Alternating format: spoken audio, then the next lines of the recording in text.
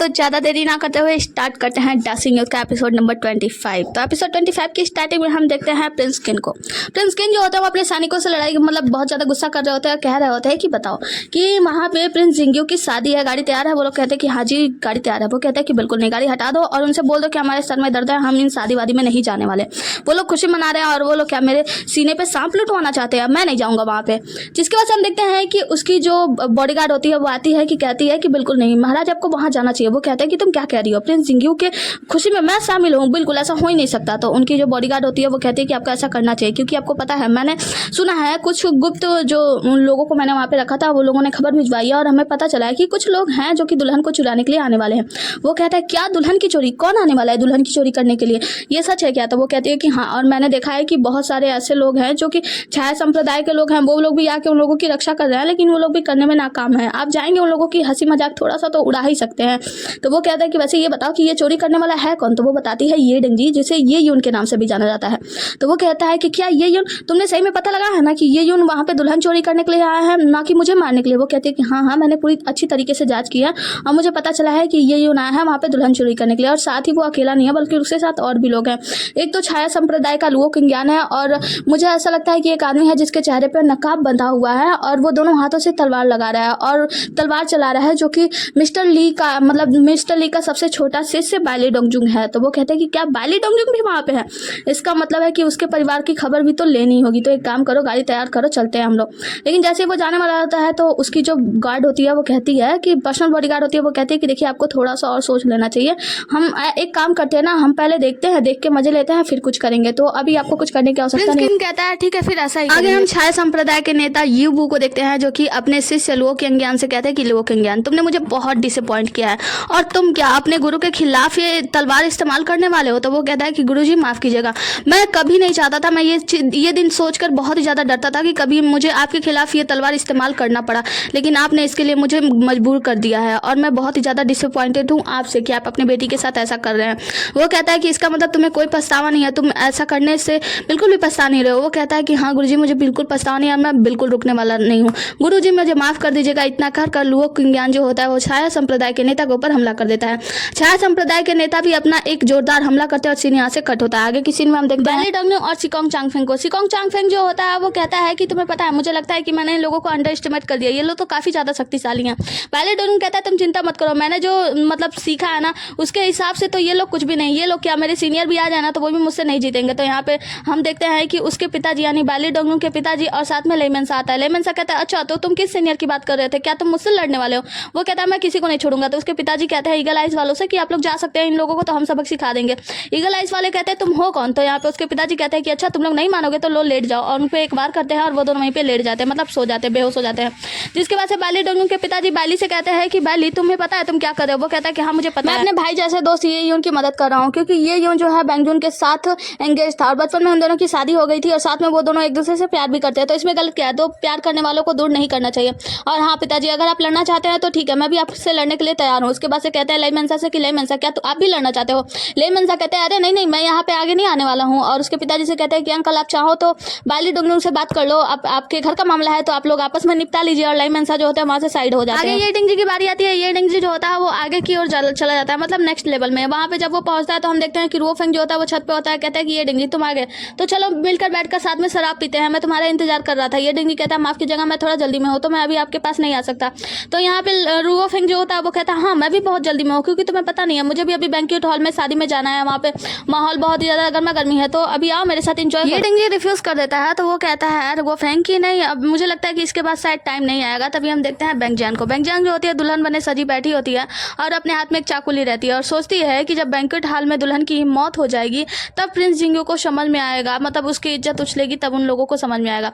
अब ये सोच रही होती तभी उसकी नौकरानी आती है और वो कहती है कि शादी की तैयारियां चल रही हैं। वो कहती है कि वैसे क्या कुछ गड़बड़ हुआ है, मतलब बाहर कुछ अजीब सा तो नहीं हुआ है, सब कुछ स्मूथली तो चल रहा है। मतलब वो ये जानना चाह रही है कि जो ये डिंगजी है वो आया है या नहीं। नौकरानी बताती है नहीं बाहर कुछ भी गड़बड़ नहीं है, सब कुछ ठीक चल रहा है। जिसके बाद से जो बैंगजान होती है वो याद करती है कि ये डिंगजी ने उसे वादा किया था कि 6 महीने बाद वो उसे लेने के लिए जरूर आएगा। हम ये डिंगजी और रुओफेंग को देखते हैं। रुओफेंग उसे शराब पिलाता है, उसके बाद से कहता है कि मुझे लगता है ये डिंगजी अब तुम्हें यहाँ पे रुक जाना चाहिए क्योंकि आगे तुम्हारे लिए बहुत सारी प्रॉब्लम्स खड़ी हो जाएगी। वो कहता है कि हाँ मैं जानता हूँ प्रॉब्लम खड़ी हो जाएगी, लेकिन मैंने उस लड़की से वादा किया है और मैं अपना वादा नहीं तोड़ सकता और मैं उस लड़की को निराश नहीं कर सकता। जाएगा और मैं उसे बचाने के लिए जरूर जाऊंगा। जिसके बाद ये दोनों एक दूसरे के सामने तलवार ताने खड़े होते हैं।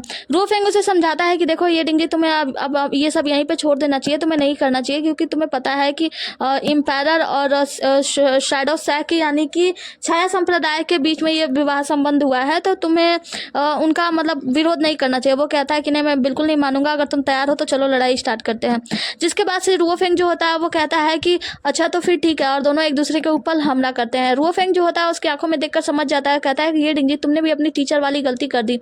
रैन डायमंड जो थे उन्होंने भी डेमन वाला टेक्निक सीखा था और तुमने भी डेमन टेक्निक सीख ली। वो कहता है कि हाँ, मैंने भी वो टेक्निक सीख ली, लेकिन हाँ मुझे पता है मैंने कोई भी गलती नहीं की। जिसके बाद से जो रू फेंग होता है वो ये डिंगी को मारकर धराशाह कर देता है और जो ये डिंगी होता है वहीं पे गिर जाता है। रू फेंग ये डिंगी को समझाता है कि ये डिंगी, अभी भी समय है, संभल जाओ, या तो यहाँ से जिंदा चले जाओ या तो फिर मर जाओ।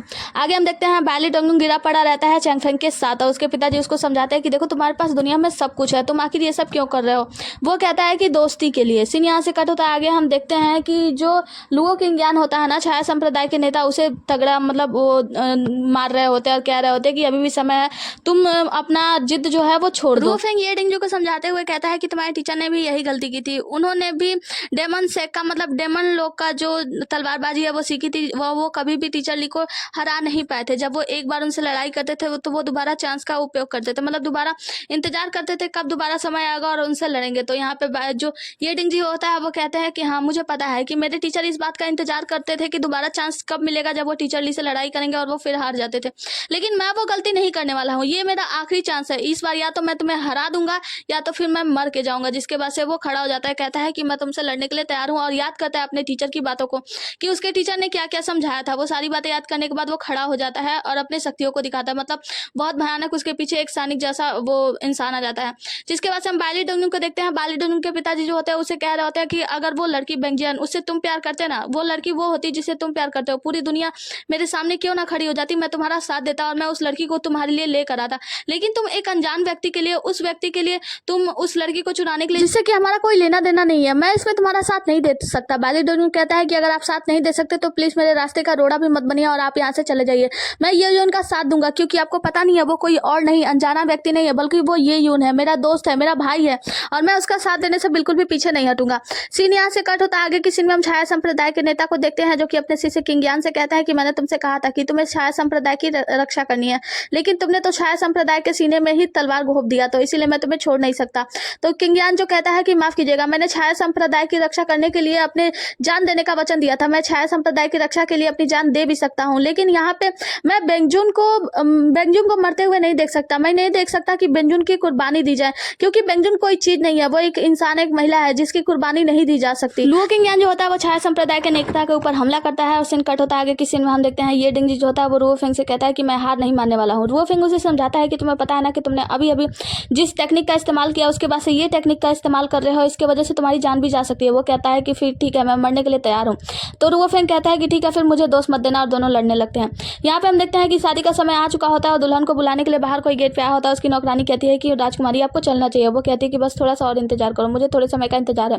वो कहती है कि क्या क्या हुआ राजकुमारी। वो कहती है कुछ नहीं, अच्छा एक बात बताओ तुम्हारा नाम क्या है। तो वो उसका नाम पूछती है और बताती है। उसके बाद से कहती है कि क्या तुम्हें इस गाने के बारे में पता है, तो क्या तुम मेरे लिए ये गाना गा सकती हो। उसके बाद से वो लड़की गाना गाने लगती है, मतलब नौकरानी, और ये गाना जो होता है वो बाहर सुनाई देता है। हम देखते हैं कि रू फेंग और ये डिंगी दोनों की हालत खराब होती है और ये डिंगी की आंखों से तो अजीब से तारे नजर आ रहे होते हैं, मतलब उसकी आंखों का कलर बदल चुका होता है क्योंकि इसने अपने शक्तियों का बहुत अधिक इस्तेमाल कर लिया है। रू फेंग कहता है कि तो क्या ये जीत है तुम्हारी, इस तरीके से तुम जीतना चाहते हो। वो कहता है कि हाँ मैं जीतूंगा, मैं जरूर जीतूंगा और मैं हार नहीं मानूंगा। हम देखते हैं कि वहाँ पे आवाज होती है कि दूल्हा दुल्हन का स्वागत करने के लिए समय आ चुका है, अब दूल्हा दुल्हन को बुलाया जाए। ये डिंगी ये सब सुनता है और आगे बढ़ता है, कहता है कि रू फेंग मैं तुम्हें नहीं छोड़ूंगा, मैं किसी को नहीं छोड़ूंगा, मैं जीतूंगा, मैं जरूर जीतूंगा। और कहता हुआ आगे बढ़ा होता है तो ये दोनों लोग अपना अपना तलवार थाम लेते हैं, मतलब इधर रू फेंग अपना तलवार थामता है, दूसरी तरफ ये डिंगी। लेकिन हम देखते हैं कि अचानक से ये डिंगी के हाथों से तलवार छूट जाता है और मैं जीतूंगा कहता हुआ ये डिंगी वहीं पे गिर के बेहोश हो जाता है। एक तरफ ये डिंगी बेहोश होता है तो दूसरी तरफ नौकरानी कहती है कि राजकुमारी अब तो सब कुछ हो चुका, अब आपको चलना चाहिए। राजकुमारी कहती है कि क्या बाहर कुछ हलचल मच रही है। वो कहती है नहीं, वो जानना चाहती है ये डिंगी पहुंचा या नहीं। तो कहती है कि चलो ठीक है कोई बात नहीं, फिर समय आ चुका है, मुझे जाना चाहिए। और राजकुमारी भी वहां से उठ के चली जाती है, मतलब बेंगजुन। सीन यहाँ से कट होता है। हम देखते हैं बैली डोंगुंग को जो कि बेहोश हो जाता है, उसके पिता उसके मार के गिरा देते हैं। उसके बाद से पिताजी जो होते हैं वो कहते हैं सिकोंग चांगफेंग से कि समय है मान जाओ। सिकोंग चांगफेंग कहता है बिल्कुल नहीं, मैं आपसे लड़े बिना हार नहीं मान सकता। तो उसके पिताजी कहते हैं तुम्हें पता है कि तुम मेरे सामने टिक नहीं पाओगे, इनफैक्ट तुम 10 सालों तक भी अगर तुम प्रैक्टिस करते रहो तब भी मेरे सामने टिक नहीं पाओगे। वो कहता है कि हाँ मैं मानता हूँ कि मैं आपसे हार जाऊंगा, लेकिन अगर आपसे बिन बिन लड़े मैंने हथियार डाल दिया आपके सामने तो इसका मतलब ये है ये मेरे दोस्त की बेइज्जती होगी, और मैंने अपने दोस्त बाली डोंगजुंग से वादा किया है, मैं उसे क्या मुख दिखाऊंगा। तो वो कहते हैं ठीक है फिर तैयार हो जाओ। जिसके बाद से हम देखते हैं कि जैसे ही सिकोंग चांगफेंग अपना वार करने के लिए तैयारी करता है, उसके पिताजी उसे भी मार के बेहोश कर देते हैं तुरंत, और कहते हैं कि ये जवान लोग ना बहुत बोलते हैं, जल्दी से वार कर दो, ये डायलॉग वॉलॉग मारने का क्या शौक है। जिसके बाद से हम देखते हैं छाया संप्रदाय के नेता को, जो कि लियो किंगयान को मार के बेहोश मतलब गिरा दिए होते हैं, उसके हाथों पे चढ़ जाते हैं और उसको बहुत ही ज्यादा दर्द हो रहा होता है। छाया जो लियो किंगयान होता है वो छाया संप्रदाय के नेता से कहते हैं कि टीचर आप चाहो तो मुझे जान से मार दो। वो कहते हैं कि तुम मरना चाहते हो, अब तुम मरने की मौत की भीख मांग रहे हो, लेकिन मैं तुम्हें मारूंगा नहीं, और उसे बहुत ज्यादा तड़पाते हैं।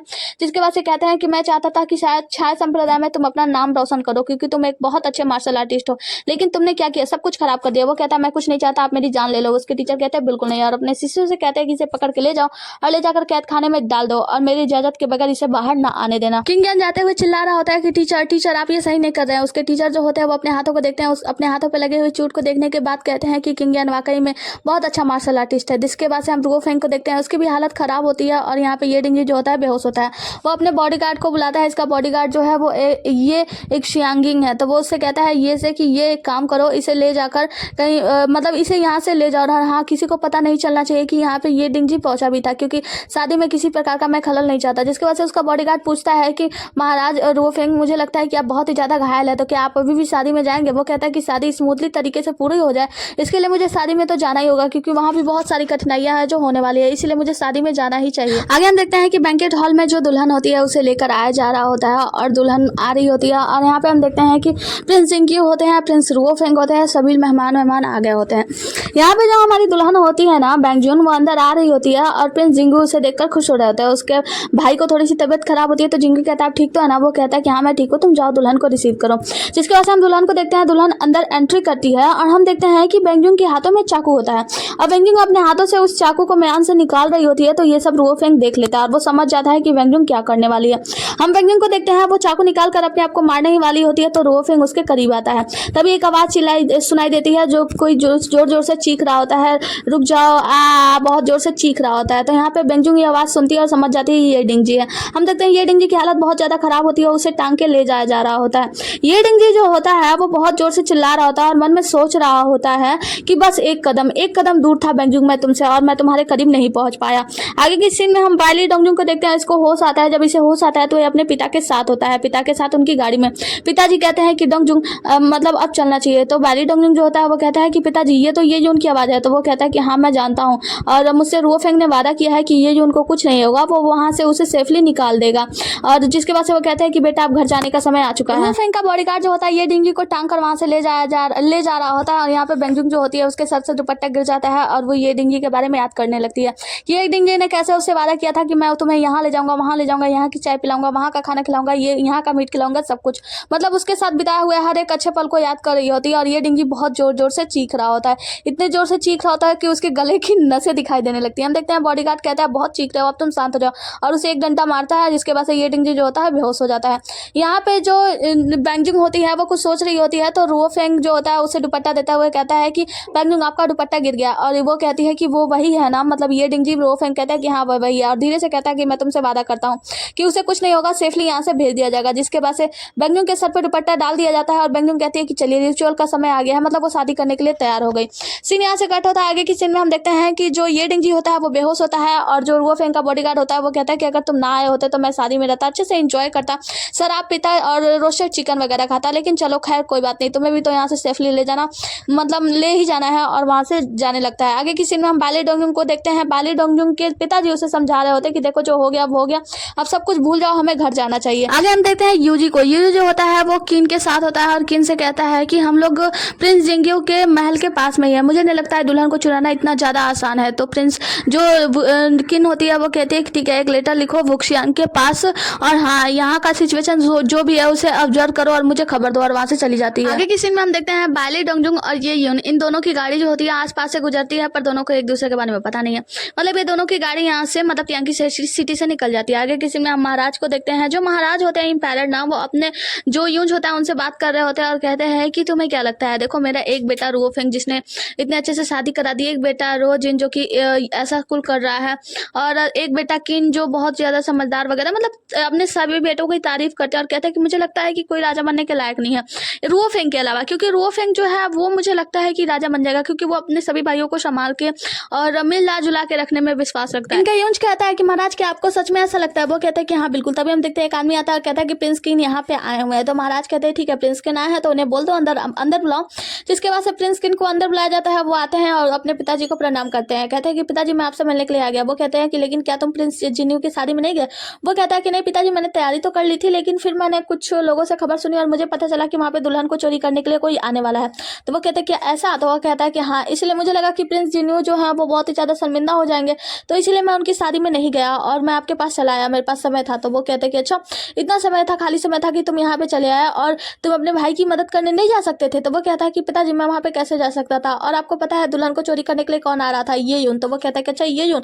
तो वो कहता है कि हाँ, और मुझे तो ये भी उड़ते उड़ते खबर आई है कि उसका साथ बाली डोंगुंग दे रहा है। तो वो कहता है क्या बाली डोंगुंग? मार्क्विस के परिवार वाला? तो वो कहता है कि हाँ उन्हीं का नाती। वो कहता है कि मैं इस बात पर विश्वास नहीं कर सकता। तो जो प्रिंस किन होता है वो अपने पिता को भड़का रहा होता है ताकि जो बाली डोंगुंग है उसके परिवार के साथ भी ये लोग दुश्मनी कर ले, मतलब ये तो राजा है तो कुछ भी कर सकते हैं।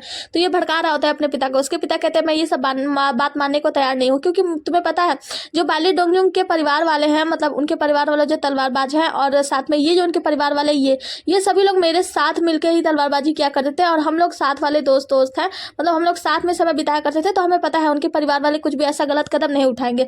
प्रिंस किन बताते हैं लेकिन पिताजी मैंने तो ये भी सुना है तियांकी सिटी से 2 कैरेज यानी 2 गाड़ियां गई थी, और उन्हीं दोनों गाड़ियों में एक में तो बाली डोंगुंग के पिताजी साथ थे, उसको लेकर जा रहे थे, और दूसरे गाड़ियों में ये यून को वहां से यहाँ से भेजा गया है। तो वो इसके बात पे विश्वास नहीं कर रहे हैं। हम देखते हैं कि ये डिंगी को होश आता है और वो कमरे से बाहर निकलता है। बाहर जो होता है वो रुओ फेंग का बॉडीगार्ड बैठा शराब पी रहा होता है। ये डिंगी उससे पूछता है कि तुम कौन हो, मुझे यहाँ पे लेकर क्यों आए हो? वो बताता है कि मेरा भी सरनेम तुम्हारी तरह ये है, पर मैं ये परिवार से नहीं हूँ। मैं बता दूं कि तुम्हारे जो पिता जनरल थे उन्होंने एक गांव बसाया था जिसका नाम ये था, तो उसी गांव से मैं हूँ और मैं तुम्हारे पिता की बहुत ही ज़्यादा इज्जत करता हूँ। मैं सच बताऊँ तो मैं उनकी बहुत ज़्यादा रिस्पेक्ट करता हूँ। वो कहता है कि अपनी बकवास करना बंद करो, सच बताओ तुम्हारा नाम क्या है? वो कहता है कि मेरा नाम ये एक सिंह है, तुम्हारी तरह मेरा भी सरनेम ये है, और मैं जो हूँ तुम्हारे पिता जो जनरल ये थे उन्होंने मुझे बहुत कुछ सिखाया था और मैं उनकी बहुत रिस्पेक्ट करता हूँ। मैं तुम्हें यहाँ पे बचा कर लाया हूँ, ये सब रुओ फेंग की मेहरबानी है। मतलब वो सारा कुछ बताता है। जिसके बाद से हम देखते हैं रुओ फेंग यहाँ पे आता है तो जो बॉडीगार्ड होता है ना उनका, वो कहता है कि ठीक है तुम इनसे बातें करो, मैं चलता हूँ, और प्रणाम उराम करके वहाँ से चला जाता है। ये डिंगी रुओ फेंग से कहता है कि तुम यहाँ पे क्यों आए हो, तुम खुश तो ना? वो कहता है कि हाँ मैं यहाँ पे तुमसे मिलने के लिए आया हूँ, तुम्हारा हाल चाल जानने के लिए। वो कहता है कि क्यों, इसकी क्या जरूरत थी? तो जिसके बाद से ये डिंगी जो होता है वो उसे बताना शुरू करता है। कहता है कि मैं तुम्हें बता दूं कि इन सब के लिए मैं मजबूर हूँ। तुम देख सकते हो ना तियांकी सिटी कितनी ज्यादा खूबसूरत दिख रही है, देख रहे हो? यहाँ पे इतने सारे 36 गांव, 32 28 ये दुकानें, 33 ये दुकानें, 35 वो दुकानें, मतलब बहुत सारी चीजें बता रहा था कि कौन सा एक इतने ब्यूटी पार्लर है, इतने सारे वहाँ पे शराब खाने हैं, इतने सारे रेस्टोरेंट है, और देख रहे हो उसमें एक ही इंपीरियर कोर्ट है, मतलब एक जो है वो इंपीरियर कोर्ट है और वो सबको अपने उंगलियों पे नचाता है। देखा जाए तो यहाँ पे एक राजा है जिनके तीन जो राजकुमार है, 3 राजकुमारों का अलग अलग महल है, ये है वो है, सब कुछ बताता है और बताता है कि एक जो इंपीरियर कोर्ट है ना वो सबको कंट्रोल करता है। वो कहता है कि मतलब जो ये डिंगी होता है वो कहता है कि तुम्हारे कहने का मतलब ये है कि तुम मजबूर थे इंपीरियर कोर्ट के हाथ। तो वो कहता है कि हाँ बिल्कुल, अगर मैं एक राजकुमार ना होता ना तो मैं तुम्हारा साथ देने के लिए तैयार होता, लेकिन क्योंकि मैं एक राजकुमार हूँ तो मुझे अपने परिवार वालों की और सबकी बात माननी ही पड़ेगी, क्योंकि मैं इंपीरियर खानदान से हूँ, मैं राजा के खानदान से हूँ, तो मुझे उन लोगों की बात माननी जरूर लगती है। मैं नहीं चाहता कि ये सब गलत हो। देखो ये जो परिवार है ना, मतलब जो छाया संप्रदाय के लोग हैं, उन्होंने शादी क्यों की है राजा के घर में, मतलब एक राजकुमार से? क्यों? सिर्फ अपने मतलब उसको प्रतिष्ठा को बढ़ाने के लिए, ताकि उनकी शक्तियां और भी ज्यादा आगे बढ़ गए। मतलब अपनी जो मजबूरी होती है ना वो सारा कुछ ये ही उनको या ये डिंगी को समझाता है। कहता है कि तुम्हें पता है कि मैं तुम्हारे पिता जनरल से बहुत ही ज्यादा प्रभावित हूँ, क्योंकि तुम्हारे पिता जनरल जो ये थे ना उन्होंने ही मुझे तलवारबाजी सिखाई थी। बचपन में वो मेरे टीचर हुआ करते थे, उन्होंने मुझे बहुत कुछ अच्छी अच्छी शिक्षाएं सिखाई थी। अगर मैं तुमसे वादा करता हूँ कि मैं तुम्हारे पिता ये के खिलाफ जो भी बातें हुई हैं, मतलब जो भी उनको फंसाने की कोशिश किया गया है, जिसने भी उन्हें फंसाया है, जिसने भी उनको गलत आरोप लगाकर मरवा दिया, ये सब कुछ मैं पता लगाऊंगा। मैं तुमसे इस बात का वादा करता हूँ। लेकिन हाँ मुझे पता है कि ये सब करके मैंने तुम्हारी खुशियों को छीन लिया, मैंने जो कुछ भी किया उसके लिए मैं माफी नहीं मांगूंगा, क्योंकि मुझे पता है कि मैं माफ करने के लायक नहीं हूँ। लेकिन फिर भी मैं तुमसे ये बात बता दूं कि मैं तुम्हारे पिता के लिए यानी जनरल ये के लिए लड़ाई जरूर लड़ूंगा, उनके पीछे जो भी सच्चाई है उनका वो सब कुछ निकाल दूंगा। तो यहाँ पे ये डिंगी जो होता है वो कहता है कि अच्छा तो तुम मुझे ये बताना चाहते हो कि तुम इंपीरियर कोर्ट के हाथों मजबूर होकर ये सब कुछ किए हो, इसमें तुम्हारी कोई गलती नहीं नहीं है। वो कहता है कि नहीं, मैं ये नहीं कह रहा हूँ कि इसमें मेरी कोई गलती नहीं है, मेरी गलती ये है कि मैं राजा के परिवार से हूँ वगैरह वगैरह, अपनी सारी तकलीफें जो कुछ भी होता है वो सब कुछ बता देता है।